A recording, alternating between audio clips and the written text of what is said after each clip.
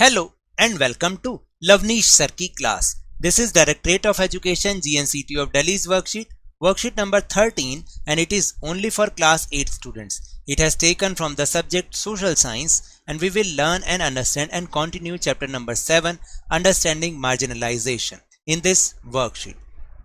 In this worksheet we'll also discuss the topic Muslims and marginalization. So students, आज की इस worksheet में भी हम चैप्टर नंबर 7 अंडरस्टैंडिंग मार्जिनलाइजेशन को कंटिन्यू करेंगे और उसमें जिस टॉपिक पर आज हम डिस्कशन करेंगे वो है मुस्लिम्स एंड मार्जिनलाइजेशन, यानी मुस्लिम और मार्जिनलाइजेशन में क्या दोनों में कनेक्शन है उसके बारे में हम समझेंगे. So without wasting our time, let's start and understand with मी.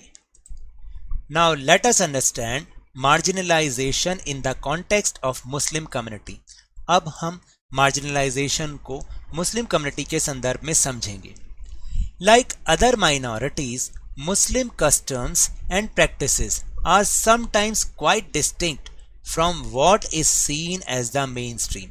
देखिए, और माइनॉरिटीज की तरह जो मुस्लिम्स के कस्टम्स हैं, रीति रिवाज हैं, वो थोड़े से अलग नज़र आते हैं. किससे? जो मेन स्ट्रीम है यानी मुख्य समाज से थोड़े बहुत अलग नज़र आते हैं. जैसे सारे नहीं, सम, नॉट ऑल, यानी कुछ, सारे नहीं. जैसे कि मुस्लिम्स में वियर अ बुर्का, मुस्लिम्स क्या करते हैं? शायद वो बुर्का पहनते हैं. स्पॉट अ लॉन्ग बियर्ड, लंबी दाढ़ी रखते हैं. And wear a fez cap, और यह फैस टोपी का चलन, या जैसे फैस टोपी होती है वो पहनते हैं. तो ये उनको थोड़ा सा अलग डिस्टिंक्ट दिखाता है मेन स्ट्रीम के लोगों से.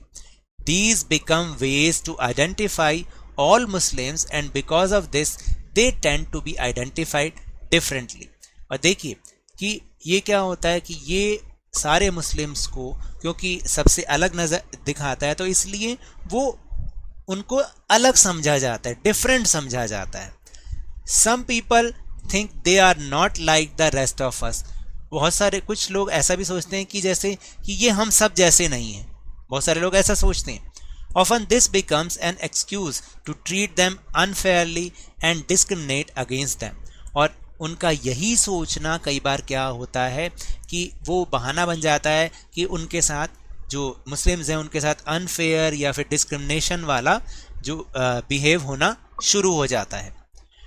You would remember reading in previous class about how the Ansaris were finding it difficult to rent a house. आपको तो याद है ना, पिछली क्लास में हमने जब अंसारी फैमिली की कहानी पढ़ी थी तो हमें उसमें पता चला था कि अंसारी फैमिली को रेंट पर हाउस लेने में कितनी दिक्कतें आई थी. This social marginalization of Muslims in some instances had led to them migrating from places where they have lived, often leading to the ghettoization of the community. यानी क्या होता है कि जो सोशल मार्जिनलाइजेशन है मुस्लिम्स का, ये कई उदाहरणों से हमें ये पता चलता है कि ये जहाँ पर रहते थे इनको अब वो जगह छोड़नी पड़ जाती है. तो ये जो है गेटोइजेशन को और बढ़ावा देता है. तो what is the meaning of ghettoization? मतलब जब कोई माइनॉरिटी वाला ग्रुप, उसको जो है मेन स्ट्रीम से अलग कर दिया जाता है, उसको हम गेटोइजेशन कहते हैं. Sometimes this prejudice leads to hatred and violence. और कई बार इस तरीके का जो ये डिफरेंस है, प्रेजुडिस है, पूर्वाग्रह है, ये घृणा में और हिंसा में इस चीज़ को बदल देता है. ऐसा होता भी. Now the next topic is confronting marginalisation, यानी कि मार्जिनलाइजेशन से निपटना, उसको हम कैसे दूर कर सकते हैं, उसकी प्रॉब्लम को कैसे सॉल्व कर सकते हैं.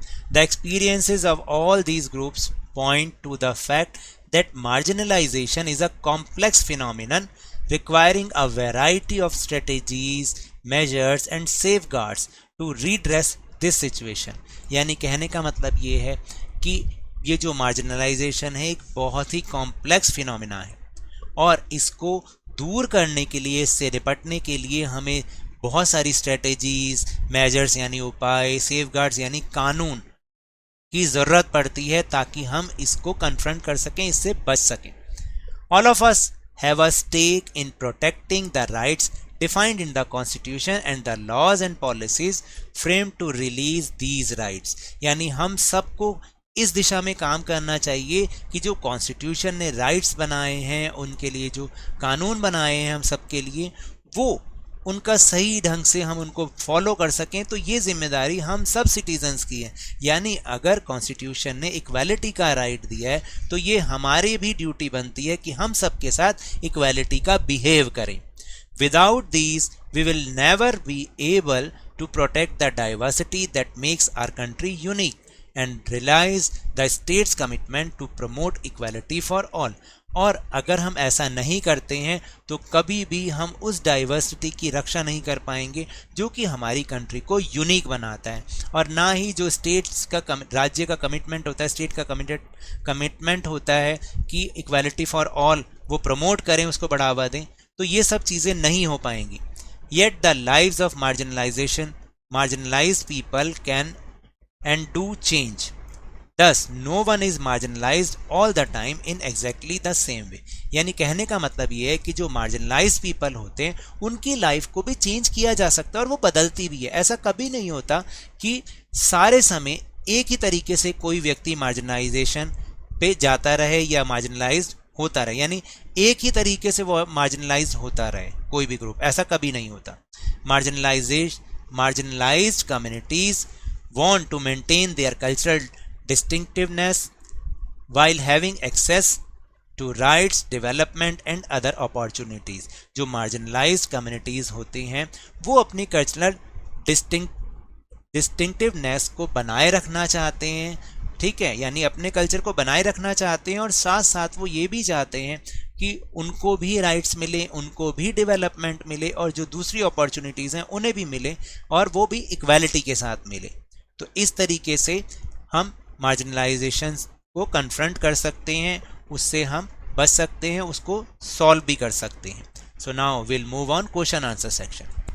Now the question number 1 is what do you understand by घेटोइजेशन, यानी घेटोइजेशन से आप क्या समझते हैं। देखिए घेटोइजेशन या घेटोइजेशन दोनों हम बोलते हैं, घेटोइजेशन या जेशन means the isolation of any minority caste और community from the rest of the communities और कास्ट। यानी जब किसी माइनॉरिटी कास्ट या कम्युनिटी को सारी कम्युनिटी या कास्ट से अलग थलग कर दिया जाता है, यानी जो मेन कम्युनिटीज़ होती हैं, यानी ज़्यादातर लोगों की कम्युनिटीज़ या कास्ट वाले लोग होते हैं उनसे अलग थलग कर देते हैं, उसको हम घेटोइजेशन कहते हैं। Question number 2 is according to you which strategies are required to tackle marginalisation, यानी मार्जिनलाइजेशन को टैकल करने के लिए कौन सी स्ट्रेटजीज चाहिए। देखिए every citizen of our country needs to ensure that the fundamental rights of all citizens are protected, यानी ये हर नागरिक का कर्तव्य है कि वो इस बात को सुनिश्चित करे कि सभी के जो फंडामेंटल राइट्स हैं, सभी सिटीजन्स के फंडामेंटल राइट्स हैं वो प्रोटेक्टेड रहें। इसके लिए उन्हें खुद से अपनी ड्यूटी समझनी चाहिए इसे। We should protect the every value of diversity which is the unique treasure of our country. हमें डाइवर्सिटी को समझना चाहिए, उसको ऑनर करना चाहिए, हर व्यक्ति अलग है इस बात को समझना चाहिए। तो यानी डाइवर्सिटी की हर वैल्यू को हमें प्रोटेक्ट करना चाहिए, ताकि जो कि ये हमारी कंट्री को एक अलग कंट्री बनाती है, क्योंकि ये हमारी कंट्री के लिए एक बहुत ही यूनिक ट्रेजर है।